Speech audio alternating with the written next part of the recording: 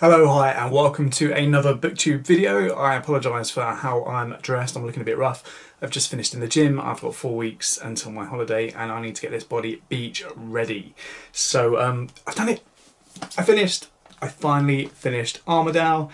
It's taken me 11 days, a bit longer than I wanted. However, there was at least 2 days where I didn't read at all. I had other stuff going on, and then most of the other times I was working, so I have to kind of do it before I start work. On my breaks when I finish work, and it's 810 pages, something like that, and the writing's pretty small, so but I did it. I finished it. Here are my thoughts on Armadale. Armadale. So Armadale is considered one of Collins' 4 great novels. Funnily enough, the 4 great novels come after The Dead Secret, which was kind of considered his sophomore novel before his big 4 hitters. The big 4 being The Woman in White, which most people have heard of, No Name, which may be a little bit unfamiliar with some people, Armadale coming third, and then the lastly was The Moonstone, released after Armadale. The Moonstone most people heard of as well. So I mean, I had mixed emotions, so I kind of want to give it 4.5 stars now. I was at a 5-star, then we got to about 500 pages in and it started to drag a little bit. It did redeem itself towards the end, but because of that middle drag, I just can't give it 5 stars. I'm kind of putting the drag down to the fact that it was serialised in 20 editions, 20 monthly editions.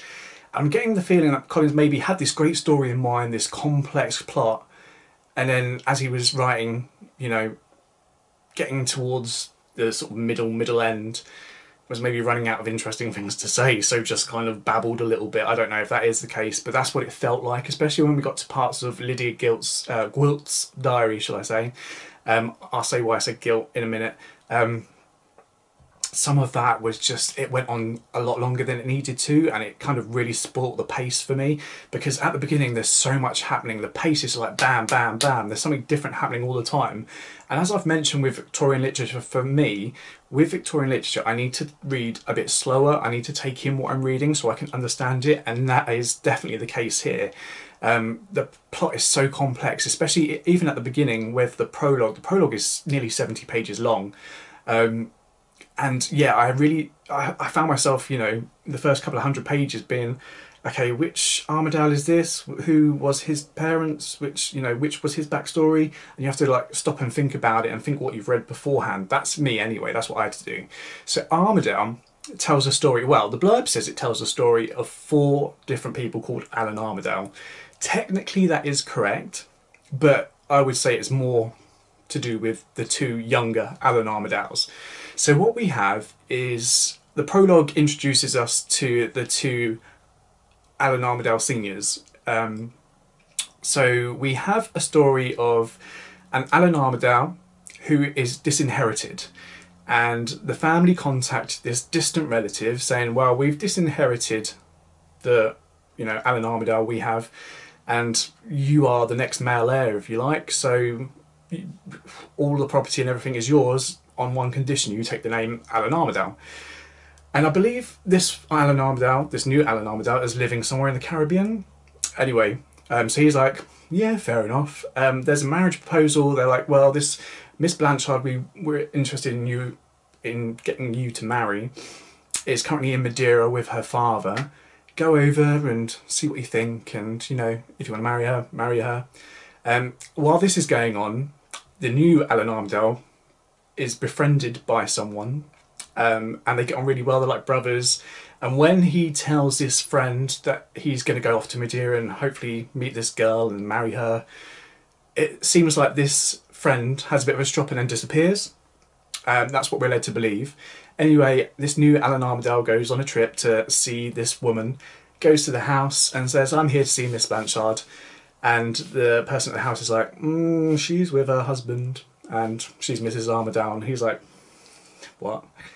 And we find out that it was his new friend had travelled to Madeira and had presented himself as Alan Armadale, not necessarily unfalsely, because he was technically Alan Armadale before he was disinherited. He hid it from Miss Blanchard to begin with, but I believe as they fell in love, he couldn't hide the secret from her, so told her. And then they got their, I think at the time she was 12-year-old sort of maid servant to kind of help with the lie with Miss Blanchard's father. She wrote some fake letters to kind of suggest that the marriage was okay from someone. I can't remember that, it's so complex, but anyway. So then the new Alan Armadale is a bit sort of like furious at this, finding out that his friend was actually deceiving him. The old Alan Armadale and his new wife go off on honeymoon on a boat. The new Alan Armadale tries to follow them and pretends to be like a shipmate on a yacht or a ship. They come across their ship being shipwrecked, and they try and rescue the people on board, and the new Alan Armadale goes on board the boat, sees the old Alan Armadale in a cabin, and sees the cabin filling with water and decides to shut the cabin door and lock it, and then leaves. And then we find out the old disinherited Alan Armadale dies. Anyway, that's kind of like the beginning. I'm trying not to give away too much of the main plot, but this is right at the beginning, so... Then we jump forward to when the young Alan Armadale, of the new old Alan Armadale... Oh my god, this is so confusing. So the guy who was the new Alan Armadale, the senior, the one who committed the murder, has a child, and we jump forward to a place where he is really ill, the old Alan Armadale senior, and he wants to write this letter to his son to open when he becomes of age, to tell him of this horrible thing that he did, the murder he committed. He can't write, he's really ill, and he gets someone else at this retreat that he's at to write this letter for him, to detail literally everything that he did committing this murder. Anyway, we then jump forward and then we see another Alan Armadale, who is the son of Miss Blanchard. Obviously his father was murdered, and we see him, his mother took him to Somersetshire and got a reverend to kind of tutor him through his childhood and up to adulthood. And then we're introduced to the character of Ozias Midwinter. Midwinter, we find out very quickly early on, is the other Alan Armadale, of the son of the man who did the murdering. But we find out his backstory. So his mum married the person who wrote the letter, and he turned out to be a bit of a brute to him. They had their own children, and he was kind of like, yeah, he was treated quite badly, so he ran away from home.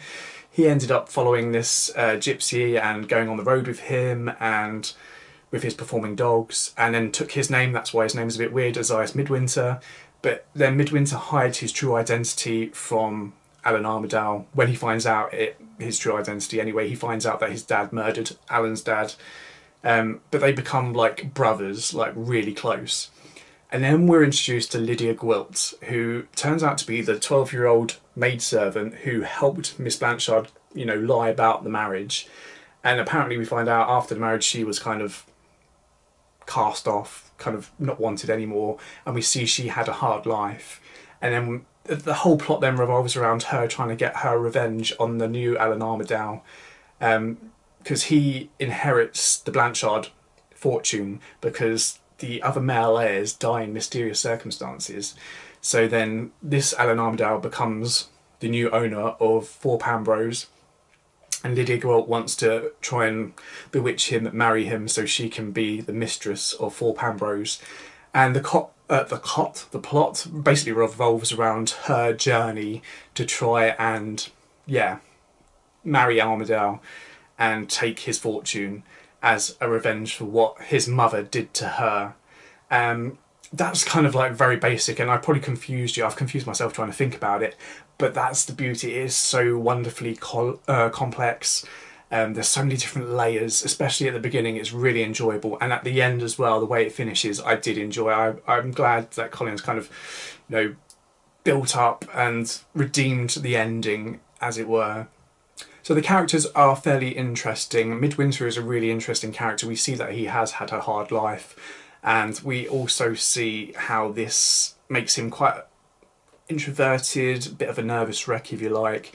And it's really interesting that the actual Alan Armadale, who is called Alan in the books, Midwinter is also Alan Armadale, but he's called Midwinter anyway, who Alan Armadale is sort of a bit happy-go-lucky. There's not much on the inside, but on the outside he's very polite, he's caring, very thoughtful, but yeah, not much substance. Whereas Midwinter is kind of like all substance but nothing on the outside. They're the perfect yin and yang, like they are a whole together, and that's what I love about the story is, you know, when they're apart they're obviously missing something, and when they're together they're a whole. Lydia Gwilt, the reason I mentioned guilt earlier is something crossed my mind, like I wonder if Collins purposefully used the name Gwilt as it's a mashup of guilt and wilt. Like wilt in terms of we see her as a young child to begin with, and then when we meet her again she's 35, she's had a hard life, she's still looking beautiful and young. Some people say she's 27, 26, 27. But as the story progresses and as she goes further into her plot, you know, there's parts where, you know, she's looking older than her years and older than she has done, and she's almost wilting in front of her eyes. And guilt is pretty obvious when you read the plot of what she's done before and what she's trying to do. So I wonder if that was a play on words or if it was just complete sort of happenstance that he used the name Gwilt. She is a fascinating character. Some would say the book revolves around her, not Armadale or the two Armadales, but around Lydia, her history. She's been abused a number of times, and she's kind of turned from victim to villain, if you like. But at the end, like, there's a bit where I thought it was going to go a different way, and I was like, no, if you do this, Collins, I'm going to hate you. But it didn't, and you almost feel sorry for Lydia at the end, and she, you know, nah, that gives it away, but yeah, you feel sorry for her and what she's been through. And yeah, they're the three main characters. There's other really interesting characters. There's some that just turn up really randomly that don't really add much to the plot and then disappear again. Like there's a reverend and his mother who go on this sort of boat trip with Armadale when he first gets to Thorpe Ambrose, and they're a bit odd, a bit weird, and then they disappear and never to be seen again. Mr. Bashwood is an awful character. Yeah, just like the worst of humankind. Not necessarily in a bad way. He's not a villain in terms of, like, he doesn't hurt anyone physically, but he's just got no substance, and like he's literally bewitched by Lydia from the get-go, and he goes against all his morals and all that he's worked for and done because of how this woman looks. It's interesting also to note that Collins was kind of criticised for the character of Lydia as being, you know, she's this sort of murderous villain type character, but she's so beautiful, and he was criticised for making her too beautiful. You know, women shouldn't be that beautiful.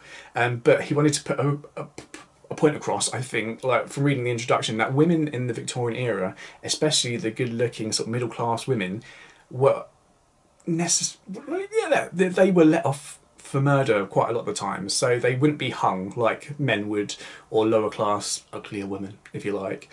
These beautiful middle class women would either get off completely after committing murder, or would just serve some prison time and then be released. And I think Collins wanted to put that across in the narrative. This is what Lydia is. She's beautiful and she's a villain, and yeah, he was criticised for that. Also, it's quite interesting how Collins used some of his own life experience. He was suffering from gout, I believe, when he was writing Armadale, and he was travelling around Europe to try to find some sort of cure, and that's kind of the basis for the beginning of the novel. When we see the Armadale senior going to this retreat, he actually went to, I think same place he went to, not retreat-wise, but the location anyway, and also did a lot of sailing. So, and this is one of his books that sailing is quite heavy in the narrative compared to his other novels, from what the introduction introduces anyway. So as well as having some murderous villainess, we also talk a lot about sort of women's position in Victorian society. There's a whole bit about marriage in there, and Collins kind of tries to make the characters, especially of the Alan Armadale with no substance, and his betrothed, play a bit dumb on the laws of marriage because they want to elope. So we discuss sort of marriage in the Victorian era a little bit, obviously the role of women. Spying as well is everywhere, spying and deceit. Even the characters that are like, we think well of, You know, the Reverend Brock is spying. Everyone's spying to try and find something out about someone else, and it's really interesting how we have, you know, these well thought of characters acting the same way as these villainous characters. They're all just spying on each other, trying to find out tidbits of information. But overall, I did really enjoy Armadale. I'd have probably enjoyed it more if it was 150 pages shorter than it was, but it's not. But I can see why it is regarded as one of his great novels. It's wonderfully complex. I don't know why I keep saying complex. Complex. It's wonderfully complex. There we go. Yeah, and just really layered, and the pace from the beginning is, it grips you, even with that massively long prologue. I can see why it was serialised in the way it was, and it's one of those novels. So normally, like, a lot of Victorian novels were serialised, and I personally think that actually you should read the novel in one sitting. Not in one sitting, you know what I mean, but like over a few days in one go. Whereas Armadale, I probably think you probably could read it serialised, and it may be a bit more enjoyable and easy going. I don't think it should be a monthly thing you should read it, but like maybe a week read a bit, then the next week read a bit. It may make it seem a bit more enjoyable. I don't know. It's the first one I've come across that was serialised that I agree probably would be read better serialised, whereas the others I think would be read better in one sitting, but you know what I mean, in one sitting, you know. Anyway, so Armadale, yeah, 4.5 stars. It's, if you didn't have that middle bit, it would be 5. I loved it in terms of its plot, in terms of the characters, most of the characters anyway, how we kind of feel for Midwinter, and then how we're kind of a bit annoyed of how he acts, but then we're kind of back on his side, rooting for him. How we never really hate the other Alan Armadale, even though Lydia just, you know, detests him. We kind of still support him. He's got no substance. He acts a bit sort of spoilt sometimes. But yeah, he's all right. And then Lydia, who we kind of feel sorry for, who we hate, who we don't want her to succeed, who then we feel sorry for again at the end. Yeah, I really enjoyed it. There's not much more to say. I've babbled long enough. You're probably being, oh, what the hell? Anyway, so that's my thoughts on Armadale. If you like sort of complex plot, a bit wordy in places, but I love Collins' storytelling. He is quite funny in certain places as well, uses sort of very dry, dark humour. You know, there's a bit where Alan's describing this girl that he meets, Neely, who is the daughter of one of his tenants when he becomes the owner of Four Pambrose. And just using all these sort of negative words to describe her, and then all of a sudden it's like, oh yeah, I'm in love.